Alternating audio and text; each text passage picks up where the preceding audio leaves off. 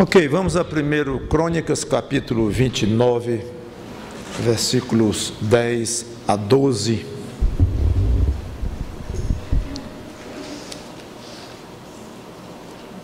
Primeiro Crônicas, capítulo 29, versículos 10 a 12. O contexto é quando o grande rei Davi, já no final da vida, com muita vontade de fazer um templo ao Senhor, vontade esta que Deus não iria satisfazer. O templo terminaria sendo feito pelo filho de Davi, Salomão, mas Davi muito se esforçou para juntar recursos para fazer o templo, e o contexto é exatamente este. Ele faz um brado de louvor a Deus quando ele vê o resultado do que o povo estava fazendo, do desejo das pessoas de contribuírem mesmo financeiramente, em termos de materiais valiosos, para fazer o templo. Então eu vou ler o versículo 9, que não faz parte da pregação em si, mas só para vocês pegarem o contexto. 1 Crônicas 29, então, vou ler o capítulo 9, que diz: o povo se alegrou com tudo o que se fez voluntariamente, porque de coração íntegro deram eles liberalmente ao Senhor. Também o rei Davi se alegrou com grande júbilo. Agora começa o texto da pregação, que é a oração de Davi, mas eu vou pregar sobre um pedacinho dela, até o versículo 12.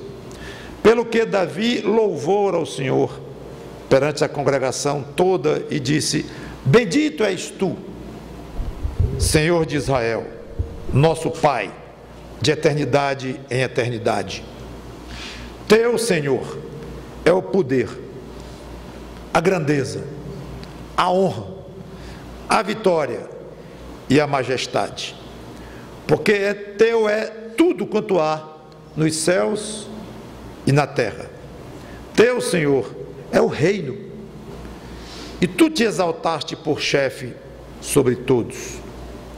Riquezas e glória vem de ti, tu dominas sobre tudo.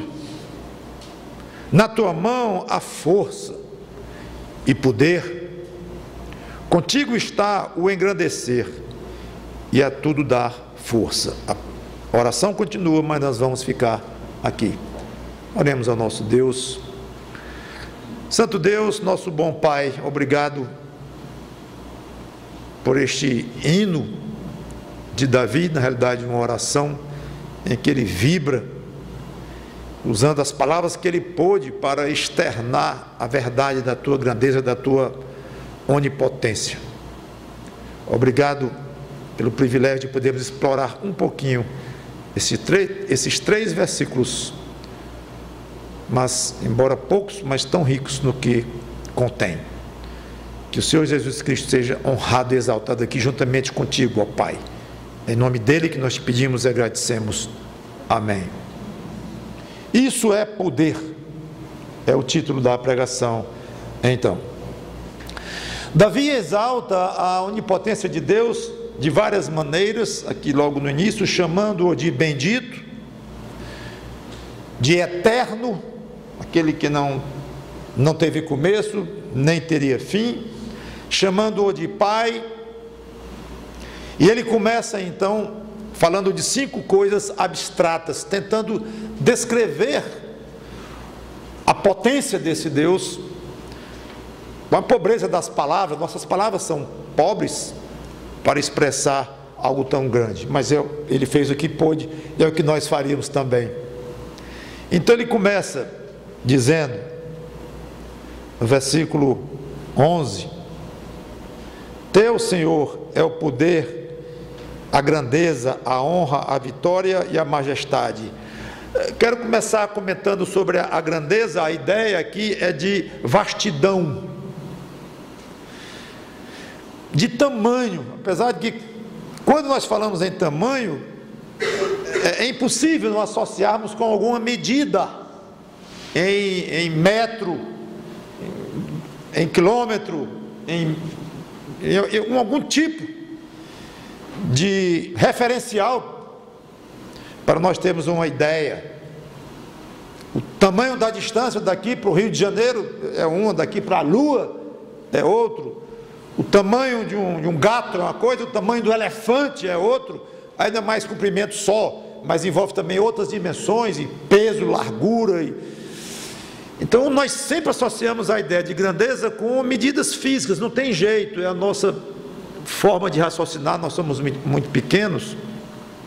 Mesmo assim, ainda há em nós alguma noção de grandeza no sentido não só físico, mas uma grandeza moral, uma estatura de comportamento de um cidadão, de alguém público que todo mundo conhece. O fato é que, por mais que nós utilizemos a nossa capacidade de imaginar grandeza física, mensurável ou não, ou moral, ou espiritual, seja o que for, nós estamos muito, muito longe de imaginarmos a vastidão, a extensão da grandeza de Deus. O que significa nós dizermos que Deus é grande. E tentar entender isto é você pegar um copo d'água e tentar colocar o mar dentro desse copo d'água. Você não vai conseguir nunca. Então tentar colocar na sua mente o tamanho de Deus, na minha mente nós não vamos conseguir. Mas ajuda olhar para o céu, por exemplo, na noite estrelada, e imaginar que tudo isso é só uma pontinha de uma pontinha de uma pontinha da natureza criada por Deus, que inclusive vai passar por transformações enormes. Os céus vão se enrolar como cortinas e vai haver novo céu, nova terra, os céus se abrasarão. Então grandes modificações ainda vão ter sobre esta criação que nós não podemos nem imaginar a vastidão. Para ter uma ideia, alguns números aqui. A Via Láctea, a galáxia a qual pertence o Sol, é uma família de mais de 100 bilhões de estrelas. Agora, quando eu falo 100 bilhões de estrelas, talvez você não consiga imaginar bem o que é 1 bilhão de alguma coisa. 100 bilhões de estrelas. Aí imaginar que a Via Láctea é uma delas. E a estimativa é que há 100 bilhões de galáxias no universo. Então, você não consegue imaginar. E também, se em vez de 100 bilhões, amanhã eu disser, olha pessoal, parece que houve um engano aí dos cientistas, dos astrônomos, em vez de 100 bilhões é só 80 bilhões. Aí descobriram que em vez de 100 bilhões é 300 bilhões. Bem, para você não faz a menor diferença, nem para mim, porque nós não conseguimos imaginar. E dizer que a Bíblia comenta que Deus conhece cada uma estrela por nome. Então, é muito grande. Faz bem à alma fazer uma coisa que o homem moderno hoje não faz, geralmente, especialmente o homem de cidade grande. Contemplar as maravilhas de Deus na criação, na natureza. Fazemos isso muito pouco. Eu moro num lugar alto, 13º andar, e a minha vista hoje não é, acho que 30% do que era há 15 anos, quando eu fui para aquele prédio, porque prédios muito mais altos surgiram ao redor, e todo e qualquer terreno que você possa imaginar que poderia ser aproveitado, já está sendo rapidamente para novos arranha-céus. Então até um pedacinho das dunas da Praia do Futuro que eu vi, não vejo mais, e um pedaço do aeroporto que eu vi os aviões pousando, levantando, não vejo mais há muitos anos. Até isso vai nos sendo tirado numa cidade grande. Até o que nós vimos do nosso apartamento já não vemos mais, vamos sendo cercados, todos nós. E para ver as estrelas de noite já dificulta por causa da iluminação. Quanto mais residência, quanto mais prédio, quanto mais gente morando, mais claro. Quanto mais claro, menos vemos o céu à noite. Às vezes a gente vê num filme, numa fotografia de um céu estrelado, uma fotografia bem feita, tirada de uma máquina potente, nós não queremos acreditar. É tudo iluminado, a abóbada celeste à noite, e são milhões de estrelas, nós não vemos isso hoje. É uma pena, mas procure se se conscientizar que faz, repito, faz bem à alma.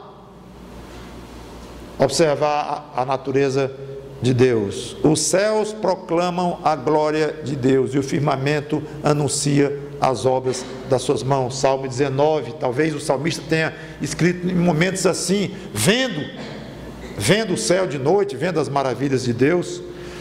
Nós somos privilegiados, moramos numa cidade, pelo menos geograficamente bonita, não vou dizer que está bem cuidada, que eu acho que não está, mas cheio de praias, morros, dunas e tudo. É uma cidade bonita, que muita gente inclusive vem para cá nas férias, o clima bom.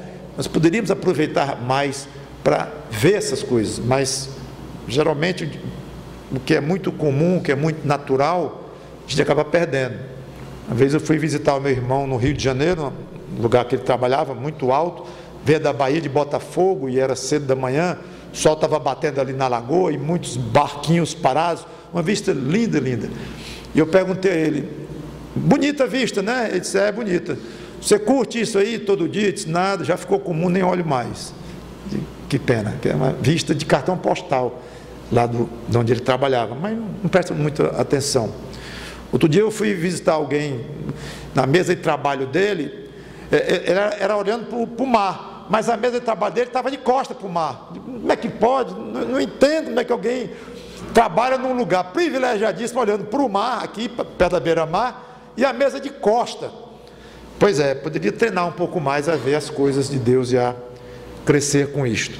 E não precisa também morar numa cidade bonita para ver as coisas bonitas de Deus. Você pega uma borboleta, um dia uma borboleta, e observa uma borboleta, a maneira dela voar, se você conseguir, porque ela quase não pousa, mas aí você olha um pássaro, qualquer coisa que está no seu quintal, você observa, você vai ver beleza. Não precisa ver a Baía de Botafogo, não precisa ver uma linda beira-mar, você se especializar em ver a grandeza de Deus nas coisas grandes e nas coisas pequenas também. Aí ele fala em poder, capacidade de realizar o que deseja. Isso é poder. Capacidade de realizar o que deseja. Deus faz absolutamente o que Ele quer. Nada lhe escapa ao poder de fazer o que bem entende.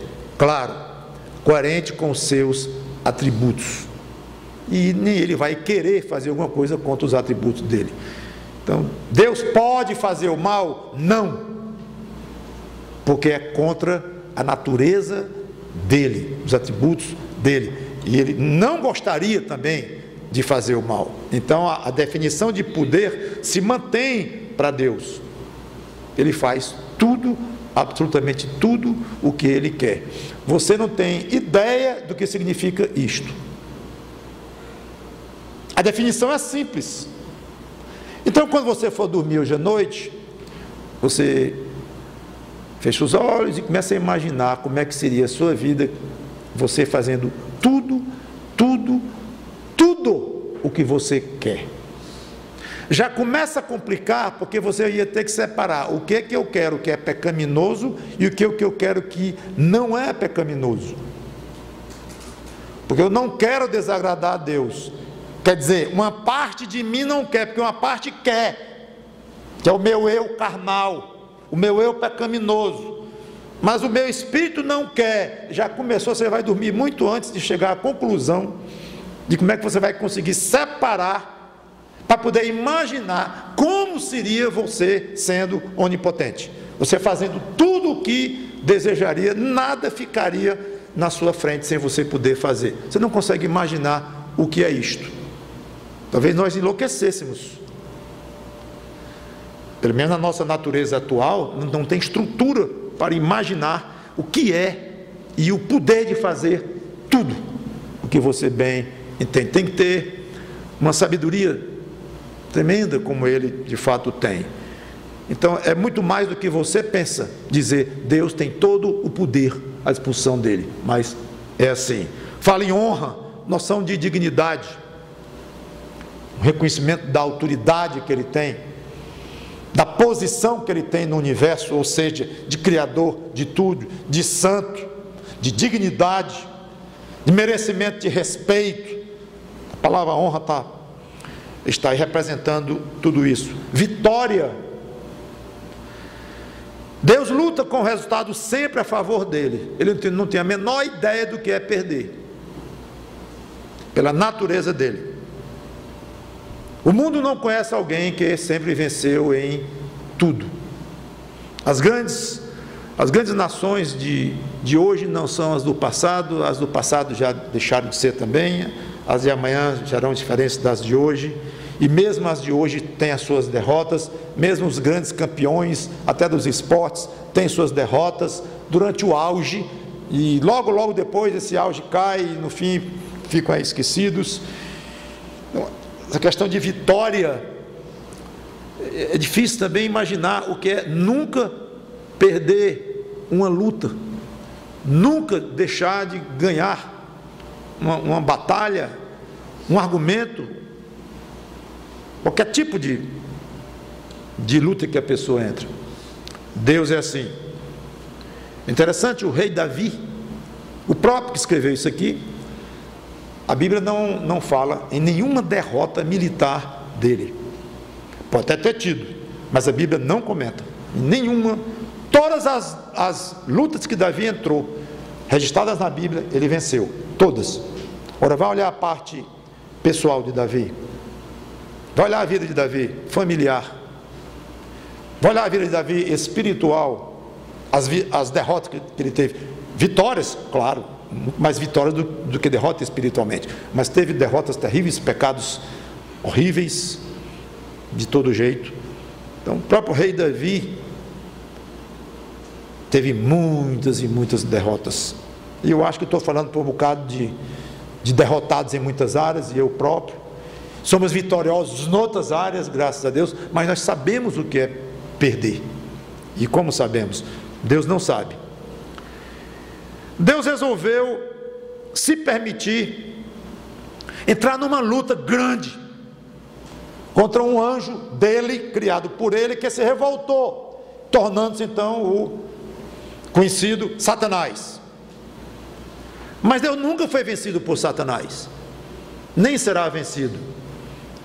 Erra quem personifica Deus como sendo o bem, ou do contrário, personifica o bem como sendo Deus e personifica o mal como sendo Satanás ou o diabo, e imaginar que há uma luta titânica entre os dois, uma luta duríssima entre os dois, e que olhe lá quem vai vencer.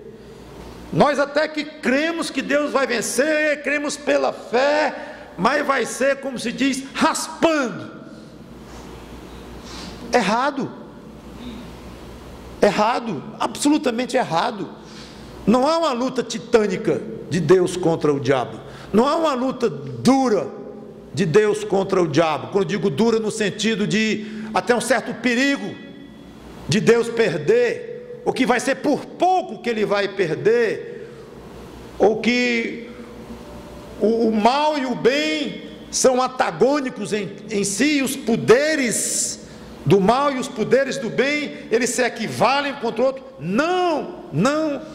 A natureza do bem é contra a natureza do mal, obviamente há uma luta aí.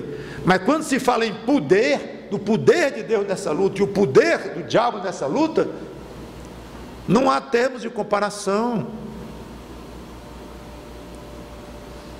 Mas eu tenho que admitir que uma vez Satanás venceu, quando Jesus estava na cruz. Certo? Errado. Colossenses 2, 14 e 15. Aparentemente Satanás venceu ali, mas fazia parte de uma guerra espiritual, em que o Senhor Jesus Cristo estava plenamente ciente de tudo que estava envolvido. Ele disse que ele tinha poder de dar a vida dele para quando ele quisesse, e de retomar quando ele quisesse. Onde é que há vitória nisso? E Paulo termina desmascarando essa aparente vitória do diabo, aqui em Colossenses 2:14.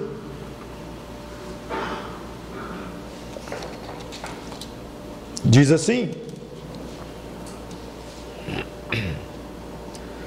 tendo cancelado o escrito de dívidas que era contra nós e que constava de ordenanças, o qual nos era prejudicial, removeu-o inteiramente, encravando-o na cruz, e despojando os principados e as potestades, publicamente os expôs ao desprezo, triunfando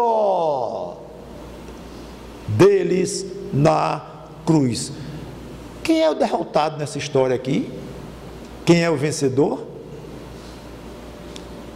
Essa passagem é belíssima, porque ela mostra a verdade dentro, por detrás dos bastidores, a essência do que está aqui contida. A verdade é esta. Esse termo despojar era usado quando nas batalhas um exército vencia o outro.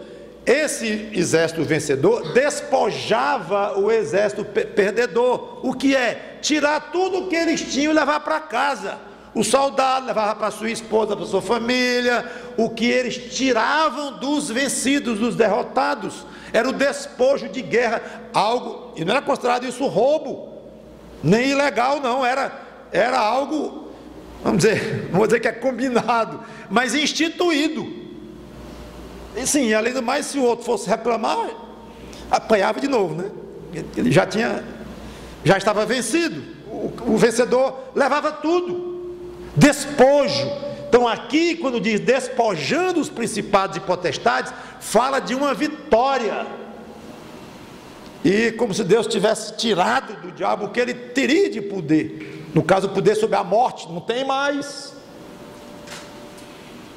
Os expôs ao desprezo, triunfando deles na cruz. Deus vence sempre, sempre e sempre. Até quando parece que perde, Deus ganha. Cristo é um grande vencedor naquela cruz. Majestade, ele fala também, não vou comentar muito, mas realeza, domínio, soberania. Davi, no versículo 11, então, ele passa das coisas abstratas para as coisas sobrenaturais. Coisas materiais, voltando a 1 Crônicas 29, de 10 a 12.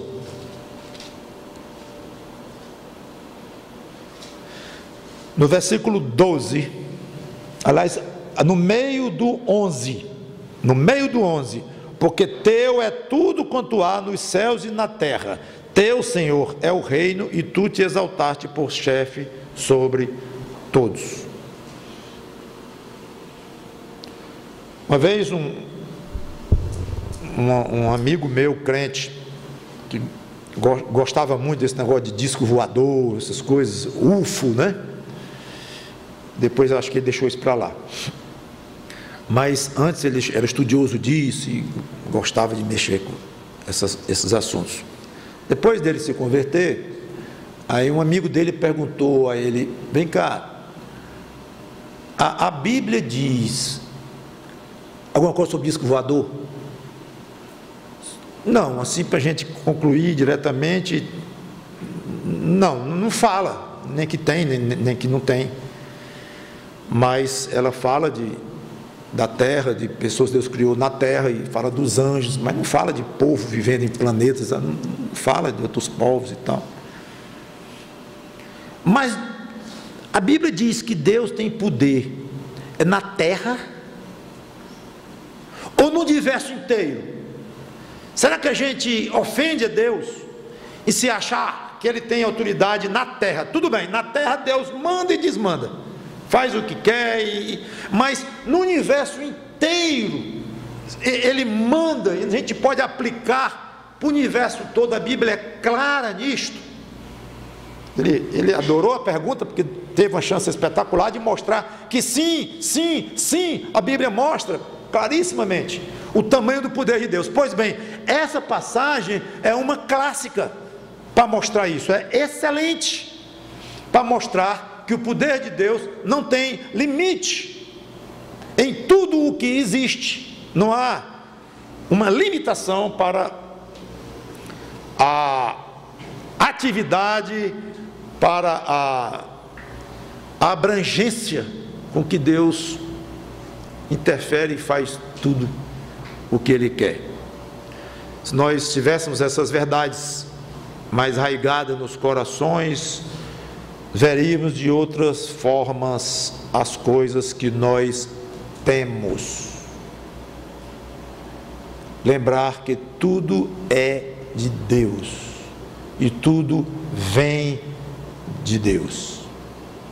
É difícil nós vivermos isso. Aquele saláriozinho que entra no final do mês, meu amigo, aquela renda que você teve com aquela transação, aquela herança que você recebeu, aquela oferta que você ganhou, meu amigo, para você se convencer que aquilo não é seu, é difícil. Não é seu, é de Deus. Agora, eu sei que não estou dizendo novidade nenhuma, que uma criancinha dessa que cantou aqui poderia dizer isso o dia todinho. Nós sabemos disso, tudo vem de Deus, os pássaros vêm de Deus, aí faz assim nas mãozinhas. E vocês são crentes desde novos, que não é meu caso, mas os que foram, mas já tive os filhos bem novinhos cantando tudo isso, é muito bonitinho. Mas isso entrar no coração do crente, que tudo que você tem e ganhou com suor ou não, que tudo é de Deus, não é seu, e você se convencer que é só um mordomo provisório e passageiro, é muito difícil. Você não se comporta assim. Na hora de ter uma despesa, na hora de fazer uma doação, na hora de ser liberal, na hora de ser generoso, na hora de dizer Deus levou, Deus me deu, Deus levou, e eu vou ajudar, eu vou fazer isso, e se desprender, você gruda no seu dinheiro, gruda,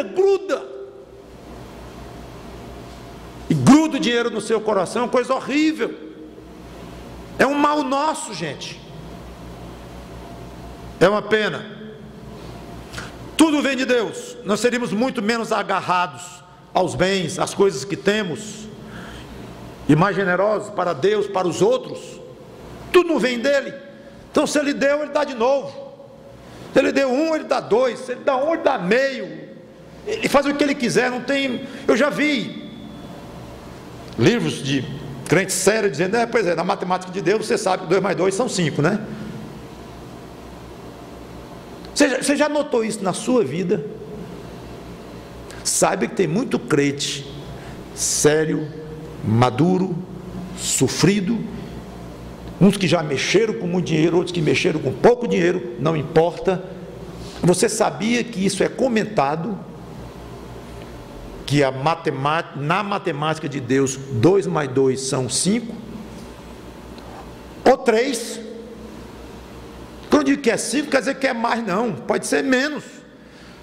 Não é a nossa matemática, não funciona assim, não tem muita lógica na forma como alguém mexe com dinheiro. Se ele é generoso, se ele crê que as coisas vêm de Deus, se Deus deu e quer que ele doe, ou boa parte, seja aberto, generoso, e Deus dá mais, não tem muito cálculo com Deus na ponta do lápis, não existe. Agora, não sei se você já provou isto, porque tem um problema, é que para provar isso, não adianta ler os livros do pessoal que está dizendo que 2 mais 2 são 5, na matemática de Deus. Pode ler a biblioteca todinha de livros que falam nisso.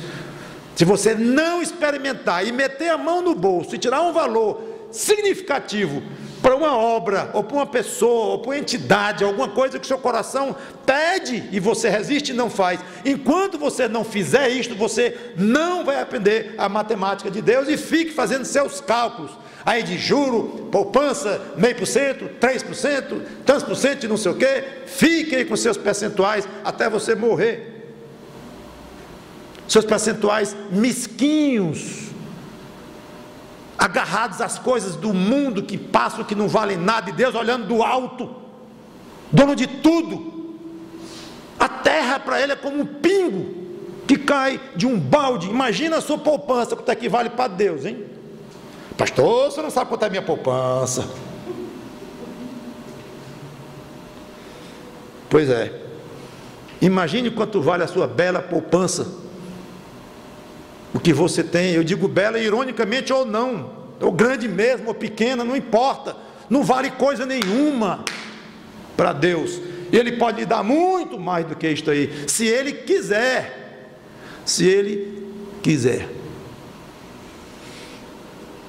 Quanto excesso de trabalho hoje, que os crentes sofrem disto, e eu vou continuar batendo nessa tecla, excesso de trabalho dos crentes, angústia, famílias em segundo plano, saúde abalada pelo estresse, em nome da tal, muitas vezes, reserva de improviso. Pastor, improviso do futuro, ninguém sabe o futuro, tem que se planejar, e por conta do tal do planejar, por conta do tal, Deus nos deu inteligência para a gente poupar, fazer planos, ganho tanto, gasto tanto, fica tanto, projetando para minha casinha, não sei o que, tudo bem, que você faça seus planos, mas você vai levar esses planos até onde?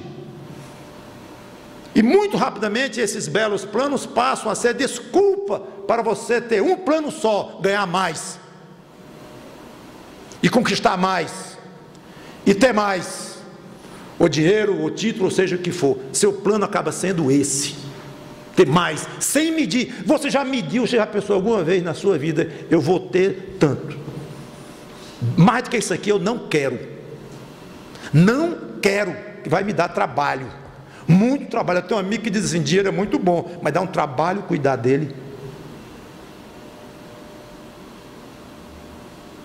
Fique aí, irmãos, com esses pensamentos. Versículo 12,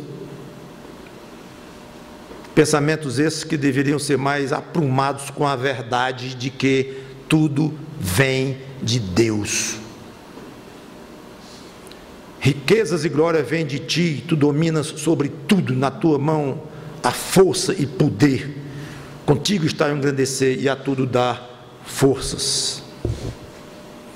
Apesar de repetir que Deus é soberano e que tem força e poder, é uma repetição, mas Davi coloca agora no versículo 12 um elemento novo. Sabe o que é? É que Deus não reserva esse poder para Ele próprio. De alguma maneira Ele repassa todo esse poder que Ele tem para a sua criação. Obviamente uma partezinha. O estampido do trovão, que amedronta às vezes, de tão grande, ainda mais quando é um raio que caiu perto, e o trovão equivalente a esse raio, consequência dele, chega, treme a casa. Onde é que vem esse poder, essa energia? O clarão do relâmpago, o poder do raio, a força do furacão. Estava lendo que um furacão pode levantar 60 milhões de toneladas de água, e esse dado aqui é impressionante. Em cada 10 segundos ele pode gerar mais energia do que toda a energia elétrica utilizada nos Estados Unidos no ano inteiro.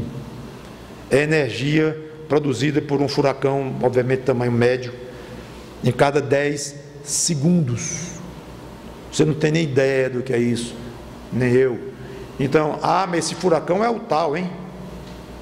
É o tal? O furacão não é o tal, o furacão não é nada, são forças imateriais aí. Esse poder vem de Deus diretamente, a fonte é Deus. Aliás, o furacão depois acaba fazendo a força e no fim vira vento. Cadê a força do furacão que derrubou casas, colocou carros voando, vacas, bois, que a gente vê fotos voando como se fosse um pedaço de papel? Tanto poder vem da onde? Do acaso? De Deus. Todo esse poder da natureza deve refletir a majestade de Deus. E é importante aprendermos a enxergar o poder de Deus na natureza, não apenas a beleza da natureza de Deus, mas o poder. O grande pregador Spurgeon, inglês, adorava a tempestade, ao contrário de muita gente que foge com medo. Ele gostava de se expor mesmo, porque ele disse que ele sentia, era a maneira que ele tinha de sentir mais de perto o poder de Deus. Era debaixo de um trovão desse, ele gostava demais. Próxima tempestade, se você quiser, não, né? Tá certo, mas fica em casa, mas abre a janela e veja os raios caindo, e sinta o trovão balançando os vidros, e diga: oh meu Deus, de poder! Estava lendo de uma velhinha que antes de chegar um furacão anunciado na cidade dela, e a senhora está com muito medo? Disse: olha, eu tenho um Deus que balança a terra na hora que Ele quer. Eu não tenho medo não, é meu Deus. Então essa é a atitude. Ele não deu, porém, poder apenas para os elementos da natureza inanimados, mas os animais também recebem o poder diretamente de Deus. A Bíblia fala muito, algumas vezes, no poder, nas características impressionantes de alguns animais. O rugir de um leão é algo que assusta até na televisão.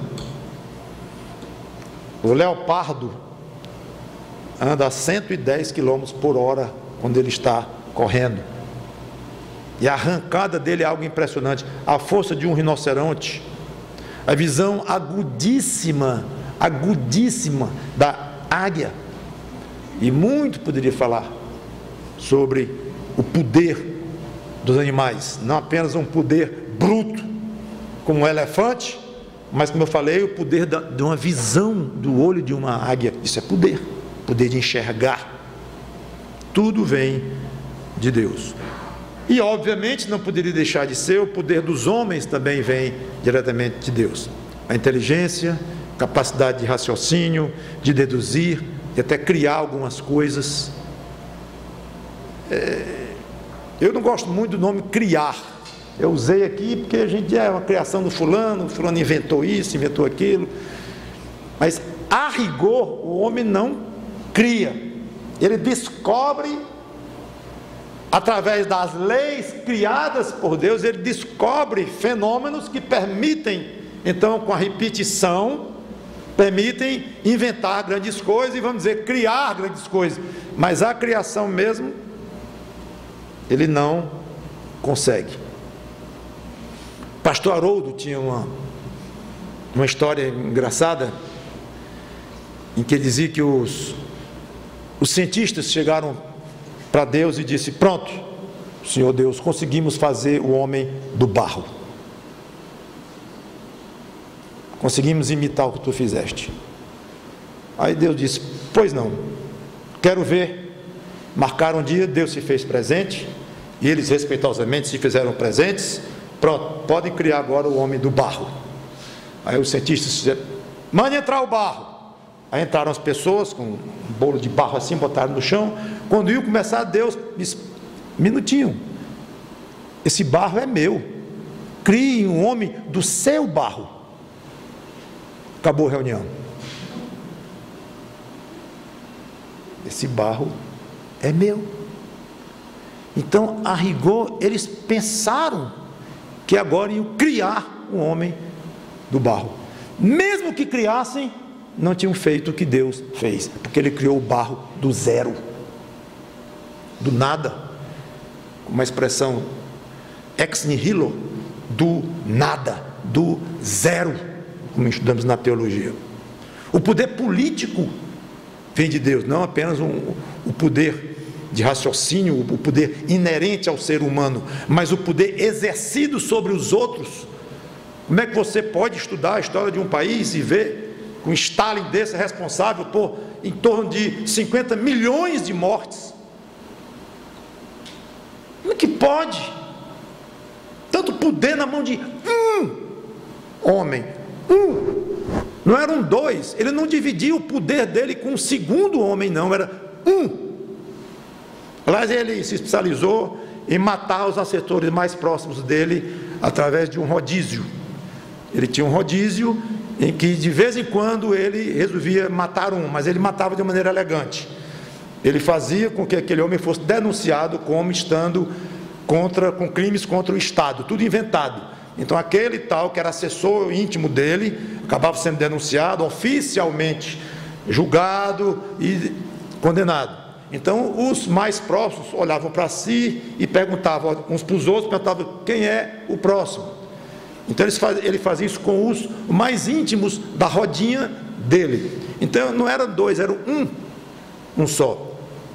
Hitler fez o que fez, vocês sabem, o estrago causado pela Segunda Guerra Mundial, e só de judeus foram 6 milhões que ele mandou matar. É muito poder, é desproporcional, é estranho. Às vezes a gente pensa, um povo não tem homem não, para invadir um palácio desse e que morram 1 milhão, mas fica mais 2 milhões, vão matar um ditador desse? Poderia até ser, logicamente poderia até funcionar, milhões morrendo para poder matarem para ele não matar mais dezenas de milhões. Mas não funciona assim, porque o poder político vem, imaginem de quem? De Deus. Não há autoridade que não tenha sido por ele constituída. Romanos 13:1 está lá escrito. Quer dizer que o poder de Stalin na Rússia foi dado por Deus? Foi. E de Adolf Hitler na Alemanha foi dado por Deus? Foi.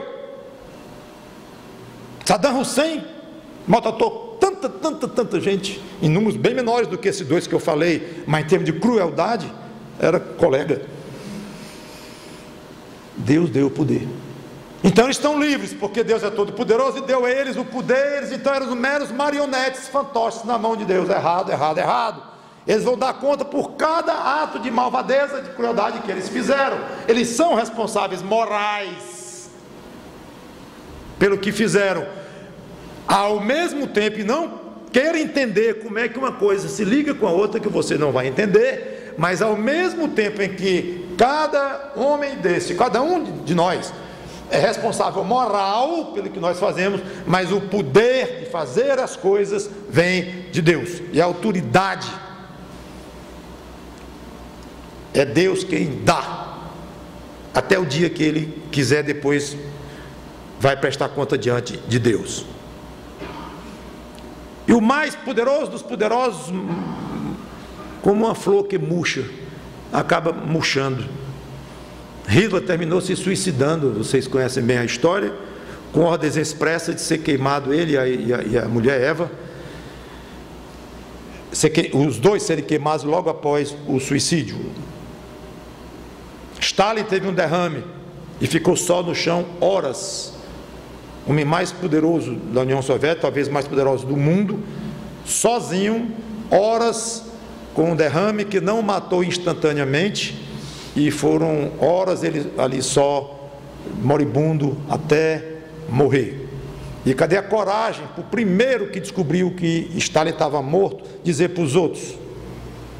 Eu li a história, interessantíssima a história. A coragem de um chegar e dizer: eu descobri o chefe morto. Tu descobriu ou matou?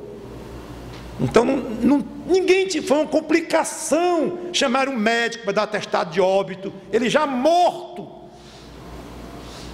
Todos com pavor de chegarem perto do cadáver dele. Pra vocês terem uma ideia, mas ali morreu agonizante, horas e horas. Saddam Hussein é mais recente, vocês têm aí em qualquer YouTube a imagem de um homem decrépito, barbudo, ali na forca, pouco tempo antes de, não tem ele pendurado, mas tem ele segundos antes de ser enfocado, já com a corda no pescoço, o grande e poderoso Saddam Hussein lá no Iraque e tudo mais. Murcha como uma folha. O poder que Deus dá, Deus tira e humilha quando Ele quer e da forma que quer, quando quer. Se a maioria dos seres humanos crescem nisto, que todo poder vem de Deus, haveria mais temor a Deus neste mundo. O homem não tem temor a Deus não, a maioria. A maioria é destemida, não temem a Deus, não respeitam a Deus, não querem saber de Deus, não refletem sobre as coisas do alto, as coisas espirituais. Quem é que criou tudo isto?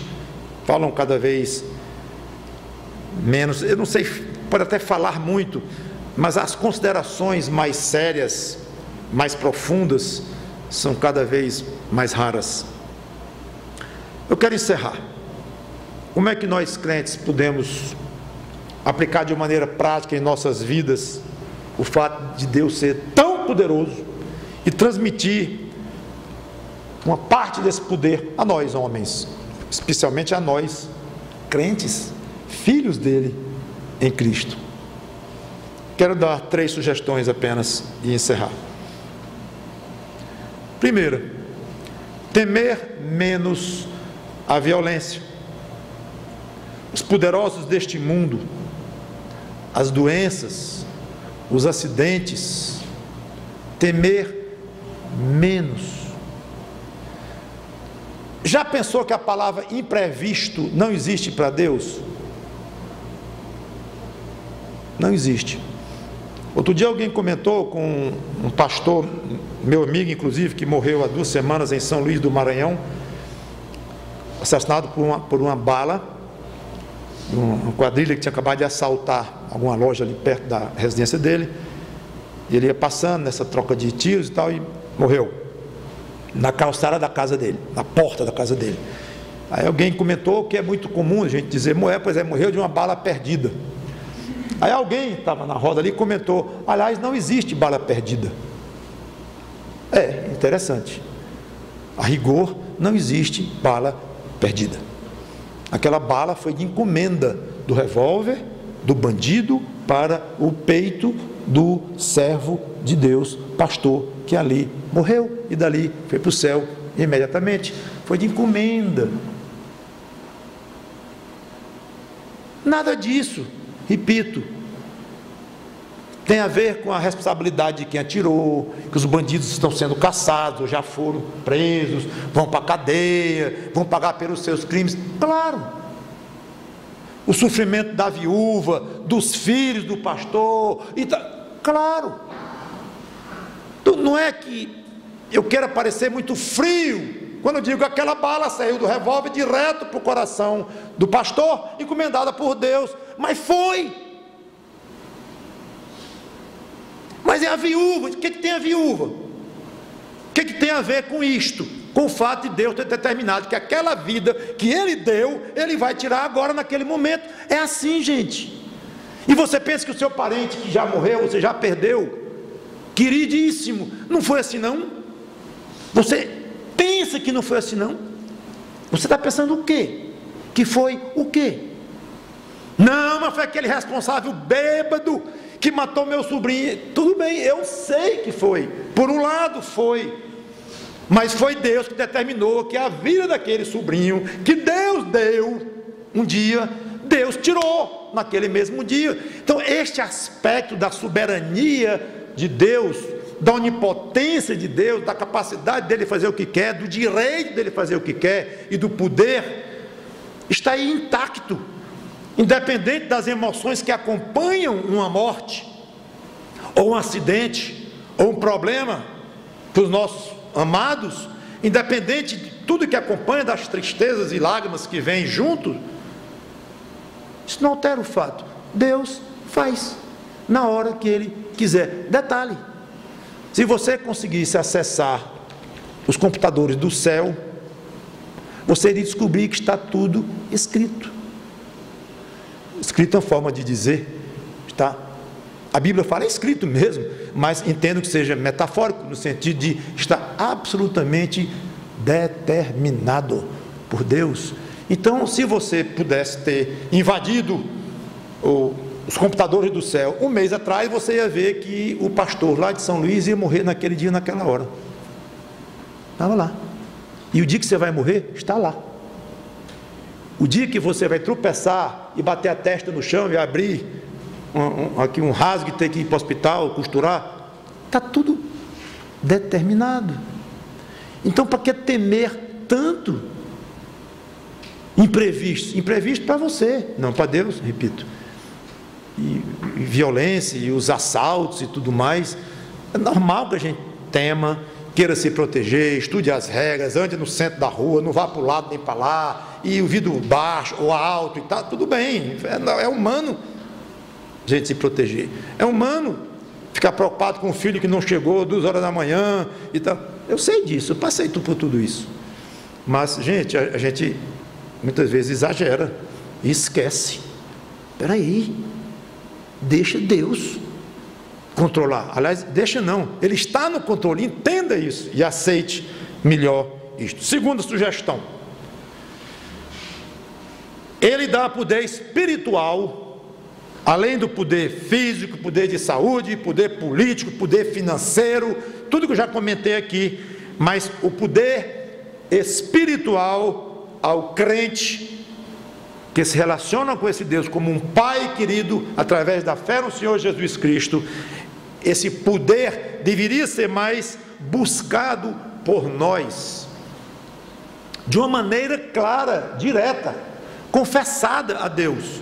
Senhor, o dia amanheceu, eu acabei de acordar, vou tocar a minha batalha diária e eu quero poder.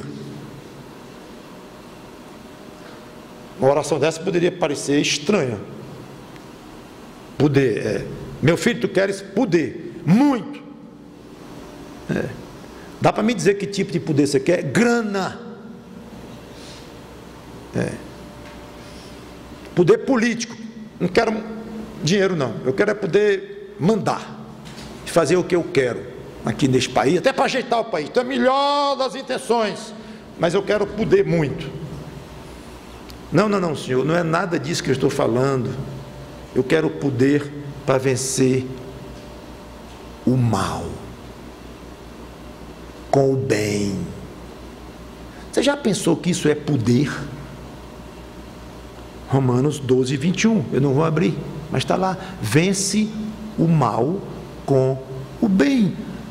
Ora, vencer é resultado de uma luta, de uma briga, falando de uma maneira mais crua, é uma briga do mal com o bem, do bem contra o mal. Senhor, eu quero poder, e é muito, para quê? Para vencer o mal. Como é que você quer vencer o mal? Trucidando aquele desgraçado ontem que me humilhou no trânsito. Ele não é mau? Eu quero vencer aquele mal matando mesmo. Não dou não. Senhor, eu quero vencer o mal com o bem. Agora, se o bem for denunciá-lo, ir para a sessão lá, está marcada lá, o nome não é nem sessão, audiência lá com o juiz, e testemunhar contra legalmente, eu vou, faz parte. Mas se ele me pedir perdão olhando para os meus olhos, faz parte de eu vencer o mal com o bem. Senhor, me dá poder para perdoar aquele homem, porque eu não tenho poder de mim só não, eu acho que eu odeio, mas eu quero poder. Aí é poder para odiar alguém, para amar alguém que você gostaria não, que naturalmente você odiaria. Não sei se lhe ocorre de vez em quando esse tipo de poder, coragem de testemunhar, de falar de Cristo. Jesus disse, quando os deles estivessem diante de reis e autoridades, que não se preocupassem com o que queriam dizer. Está lá em Mateus 10, 17 a 20, não vou ler, mas o Espírito Santo vai falar por vocês, não se preocupem não. Isso é poder de falar o que é certo, falar com sabedoria, falar com coragem, diante de reis, de autoridades, pessoas com a vida e a morte nas mãos. Isso é poder. Finalmente, quando eu digo finalmente, eu tenho apenas 3 exemplos, poderia ter muito mais. O exercício da fé. Esta é a vitória que o mundo vence. De novo a palavra, ideia de briga, de luta. Esta é a vitória que vence o mundo. Tem uma briga entre nós crentes e o mundo, é guerra declarada, e a vitória que vence o mundo é a nossa fé. Senhor, eu quero poder. Poder de quê, meu filho? De fé, para vencer o mundo, vencer com as armas de Cristo, conforme Ele ensinou, conforme Ele deixou o exemplo. Eu quero muito poder. E terceiro, colocar-se como um canal aberto diante de Deus, para Ele derramar esse poder e você exercer esse poder de uma maneira saudável a Deus. Eu quero encerrar com um poema de alguém chamado Wagner, Diz assim: se Deus pode sustentar as estrelas nas alturas, pode decorar a paisagem com as nuvens que passam, pode enviar o sol através do céu, imagine o que Ele poderá fazer através de você. Se Deus pode enviar uma tempestade pelo espaço e pintar com árvores as faces das montanhas, se Ele pode traçar os caminhos dos pardais, imagine o que Ele poderá fazer através de você. Se Deus pode fazer coisas tão pequenas, tais como contar nossos cabelos, ou pássaros que cantam, e ainda controlar o universo que gira, imagine o que Ele poderá fazer através de você. Deixo com cada crente no Senhor Jesus Cristo o desafio de se tornar um instrumento agudo nas mãos desse Deus tão poderoso, um instrumento para fazer o que esse Deus quer, o que Ele deseja, um instrumento que receba muito poder espiritual de Deus para vencer o mal com o bem. Quanto a você, amigo, que porventura esteja aqui e não tem Cristo, que está esperando no poder de Deus para ressuscitar o Filho dele, Jesus Cristo? Que está esperando para entregar-se a Jesus Cristo, que ressuscitou? A Bíblia diz claramente, pelo poder de Deus. De tudo que nós dissemos aqui, nada chega perto do poder de Deus de ressuscitar o Senhor Jesus Cristo. E Ele voltou aos céus, Cristo está ao lado de Deus Pai, e Ele disse: com toda a autoridade no céu e na terra. Então, entregue-se a esse Deus poderoso.